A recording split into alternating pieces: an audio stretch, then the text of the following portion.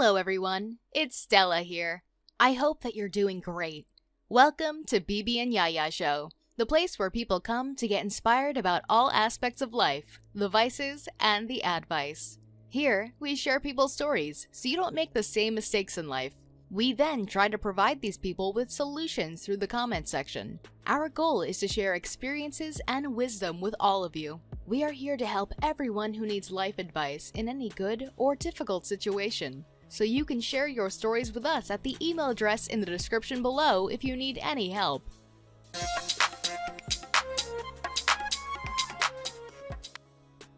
Alright folks, without further ado, let's get into the first story. But before we begin, I want to say a huge thank you to everybody who likes our videos. It helps the channel a lot. This is their side of the story. My husband lives 3,000 miles away. We try to see each other at least once every 3 months. I think it almost allows us to live really great lives, because we have to be present. Here, Donna and David, married 1 year and 9 months, share their story.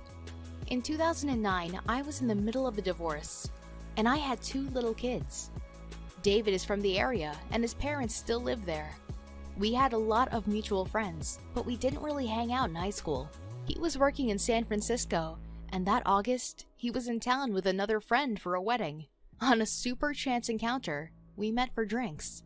When he came back a few months later, we met up again, and we've been together ever since. That was February 14th, 2010. At that point, it just seemed inevitable. We didn't talk big picture in the beginning, because we just knew we were going to be together, and we were going to figure it out. Over the course of the last 10 years, there was a short time when we broke up, and we were both miserable. Once we got back together, we knew that we were going to get married, and that we were going to be long distance for a while, because I didn't want to make any big changes for my kids. Also complicating matters is I somewhat share custody with their dad, who also lives here in Pennsylvania. David was interviewing for a job in North Carolina to be closer to us, but that didn't work out. Ultimately, he took a job at Facebook, and we got married in 2018. We try to see each other at least once every 3 months. I think it almost allows us to live really great lives, because we have to be present. You can't be in a constant state of missing someone. It's just not healthy. Of course, in the most ideal world, we would be together, but I have to live my life here, and David has to live his life there. We have 0 issues with jealousy. I have a group of really good friends here that include me in everything. David has a ton of friends out there, and it makes it even better when we do see each other. That's what makes it so romantic still, after 10 years. Before we continue listening to what happened next, don't forget to click on the like button below if you have not done so yet to show some support to this couple. We still fight, don't get me wrong.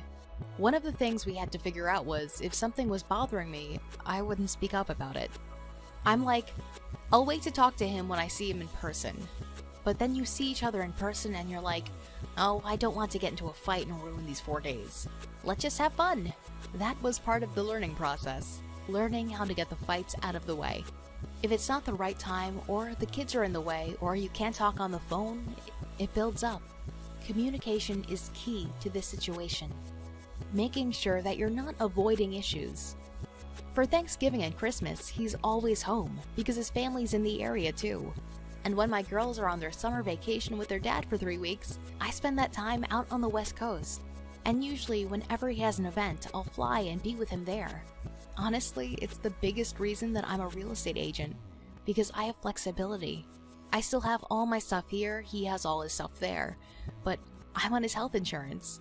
And there are major things that he does pay for. So it's melded, just in a more modern way. David sent me a picture last month. They finally put my name on his mailbox. He was like, I guess it's official now. When the girls are out of the house, we'll be able to live in one location. I think at that point, we're going to be like, yay! We're going to get on each other's nerves, but you know, we'll figure that out when it comes. Everything doesn't have to be solved right now. Sometimes you just have to go with the flow and live your life for a little bit, and then things become clearer. Relationships don't have to look conventional. It's work, putting in all the effort and energy it takes to keep a relationship alive and present and working when you live 3,000 miles apart. But I guess I know that it's so rare to find what David and I have. We have all the important things that you need. We just don't live in the same house. They are both happy, and that's what matters. Now our responsibility is to share our opinions with her through the comment section so that she can know what we think about her story. Saying that much, let's dive into the second story. He had a 2-year affair with someone who knows me. I was mad at his family because his family has a lot of adultery in it, so I was like, oh, thanks a lot for giving me this dude.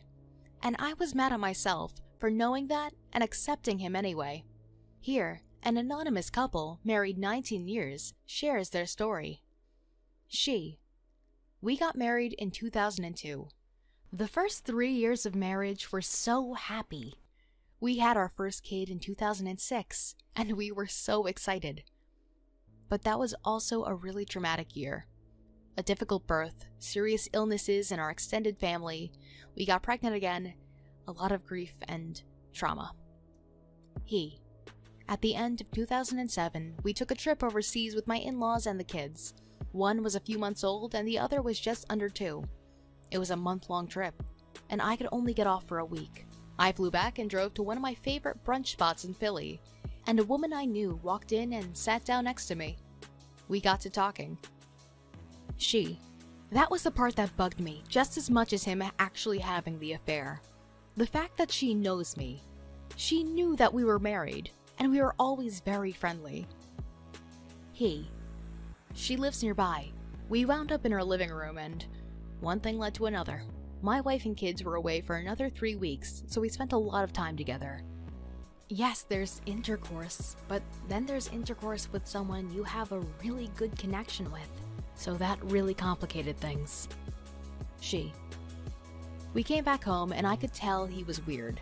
I'd ask him, are you okay? Are you having an affair? Are you gay? We went to couples therapy and he said he just didn't love me anymore. 6 months later, I found their emails. I packed up the kids, packed a bag, cleared out our bank account, and went to my parents' house. He finally fessed up. There were massive amounts of deception going on. CIA level shit.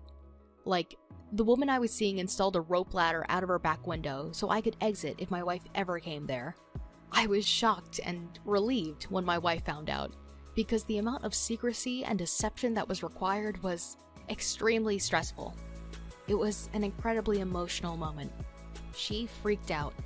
I felt the world collapsing around me. It kills you. It kills you. I was so angry because I've always asked the hard questions. I gave him so many outs. He had so much time to tell me. I was mad at his family because his family has a lot of adultery in it, so I was like, oh, thanks a lot for giving me this dude. And I was mad at myself for knowing that and accepting him anyway. We eventually went to therapy, and I eventually moved back into the house. But shortly thereafter, the other woman and I started to see each other again. I believe we were literally addicted to each other. She never put pressure on me to leave my wife. If she had, I don't think I would have left. And it probably would have ended the relationship a lot sooner. The first time it was, we have 2 babies and it's not so easy to walk away. The second time, I had a divorce attorney all set. I remember lying on my friend's couch and looking at what a wreck I made of my life. How I screwed up her life and how I could potentially be screwing up my kids' lives. I think I came to the precipice and saw the deep chasm before me. I told the other woman that I needed to get back with my wife, and that there was no way to do that and see her at the same time. And I pried myself away from her. I remember him calling me. He was a mess. He used the word epiphany, and I remember laughing at him and being like, you're a joke. An epiphany. Dude, go to hell. But at the same time, you could just hear the difference. He was a different person. And now he's just dad, husband, worker. It wasn't that long ago. but it feels like a different lifetime. A different person, two different people. Once she made the decision to go back in, there weren't snide remarks. There wasn't checking up on me. I think she came to the decision of, if we're going to do this, we're going to do this, and we're going to plow forward. And that's what we did. Initially it was, what did I do wrong? And then I realized, I didn't do anything wrong. Life threw a lot of shit our way, and I was walking through it and he walked away. But it gave me a voice that I never took advantage of, and it forced him to grow up. I think we needed it in some terrible way, and I wish we didn't need it, and I don't think many marriages survive it.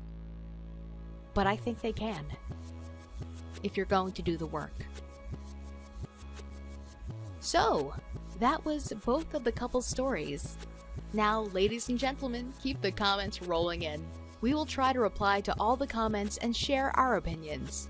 If you think that you also need some advice or just want to share any life experiences, we have multiple videos on this channel that cover all topics on life. Feel free to watch all of them, but you can always share your stories with us at the email address in the description below. Love you! Thank you for watching the video. I will see you soon with another intriguing story. And don't forget to smash the like button, share the video with others so they can contribute with their solution, and press the bell icon to subscribe. Bye!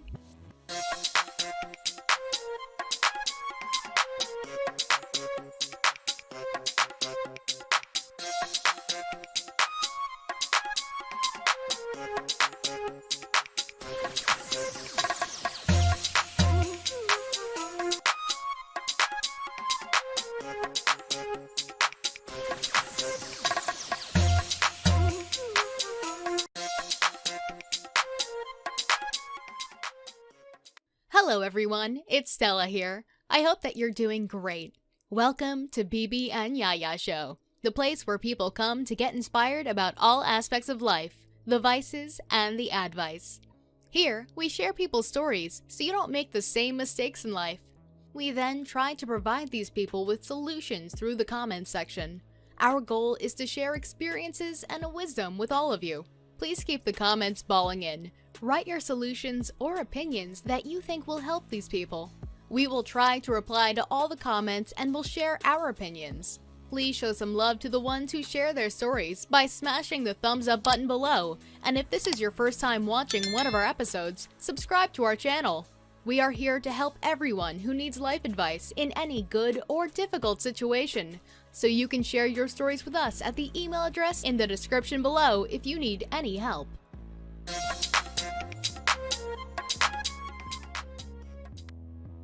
Alright folks, without further ado, let's get into the story. But before we begin, I want to say a huge thank you to everybody who likes our videos. It helps the channel a lot. This is his side of the story. Let's get married if we're still single at 30. My name is Jack, and I've been madly in love with Savannah since I was 19. I met her in college and was instantly smitten by her beautiful smile and her dazzling personality. She had this amazing aura about her. When she was just around, then however bad my day had been, everything just felt good. I didn't tell Savannah how I felt about her because she had a boyfriend, Steven, who also just so happened to be my housemate. Savannah loved Steven, and he loved her, so I kept my feelings to myself.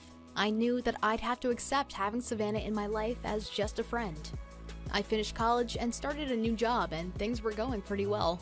I was still in love with Savannah, but I had learned to accept the fact that she was happy with Steven, and I was pleased for both of them. Then, one day, I got a frantic call from Savannah saying that she had been driving and they'd been in an accident. Steven was dead, and the accident hadn't been Savannah's fault. The roads were icy, and the car had skidded into a brick wall.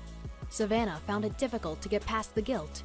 She wasn't this full-of-life person anymore. Instead, she just seemed so lost and sad. I started spending more time with her. I took her out to restaurants, the bowling alley, and mini-golf. These were the types of things we all used to go to with Steven, but I wanted her to realize that she could still live her life and enjoy it even though Steven wasn't here anymore.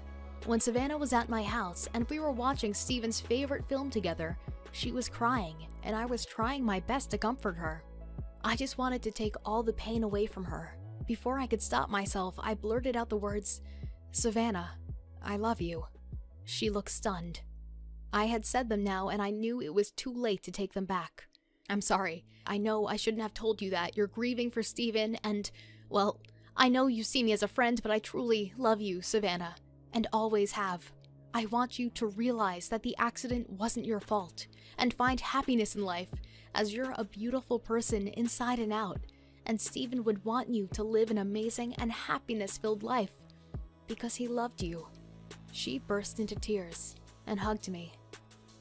We both stayed like that, huddled on the couch, crying for hours. Finally, she pulled apart from me.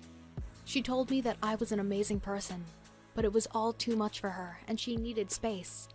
She said, "How about if we're both single at 30, then we'll get married."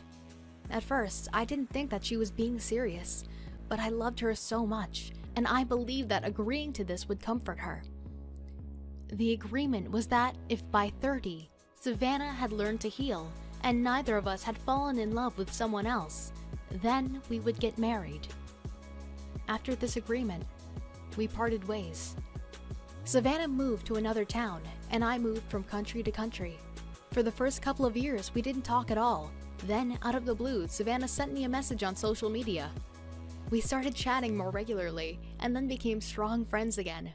Talking to Savannah resurfaced all of the feelings I felt for her, and my love for her grew stronger than ever. Before we continue listening to what happened next, don't forget to click on the thumbs up button below if you have not done so yet to show some support to him.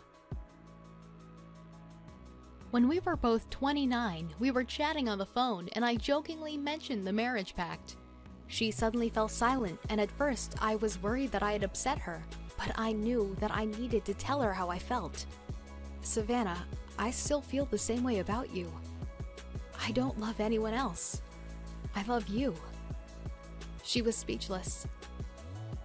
I thought I had done it this time, but I didn't regret telling her how I felt. I hadn't fallen in love with anyone else either. She eventually said, "Let's spend some time together and see if the sparks are still there." I wanted to shout yes, but I tried to keep calm. We were both living in the same city, so we arranged to meet about the weekend. The spark was most definitely there. We started dating and it was amazing. I finally had the girl of my dreams and I'd never been happier. A few months later, we were walking through the park after a romantic meal. I got down on one knee and proposed to her. She smiled at me and said, "Not fair, I'm not 30 yet, so you'll have to put that away for 2 more months and then ask me again." I thought it was silly, but it was because of reasons like that that made me love her even more. She always honored her word. I planned a surprise 30th birthday for her in her favorite restaurant. I invited all of her friends and family. I planned on proposing to her. I was waiting for her in the restaurant. Her friend was meant to bring her, but they were late. I rang her friend up and asked her where they were. Her friend started crying and told me that Savannah crossed the road and a car had hit her. She was at the hospital and Savannah was in intensive care. I left the party without saying a word to anyone and raced to the hospital. Savannah was in a coma for 2 days. I stayed there and held her hand for the entire time. There was nothing left they could do for her. She died shortly after. I had finally got my soulmate, and now I have lost her. I fell into a state of depression, lost my job, my home, and everything else. I moved back in with my parents and had to start again from scratch. I'm currently in therapy to try and rebuild my life. It's not easy, as most of the time I feel empty. It has been 4 years since then, and I still miss her every day. It is hard, but I've learned to live with the pain and loss of a loved one. Thank you for listening to my story. Some love journeys are never meant to be, and as painful as this is, we have to find strength inside ourselves, not to give up on life. I'm trying my best to be strong and to live out my life as well as I possibly can, as I know this is what Savannah would have wanted.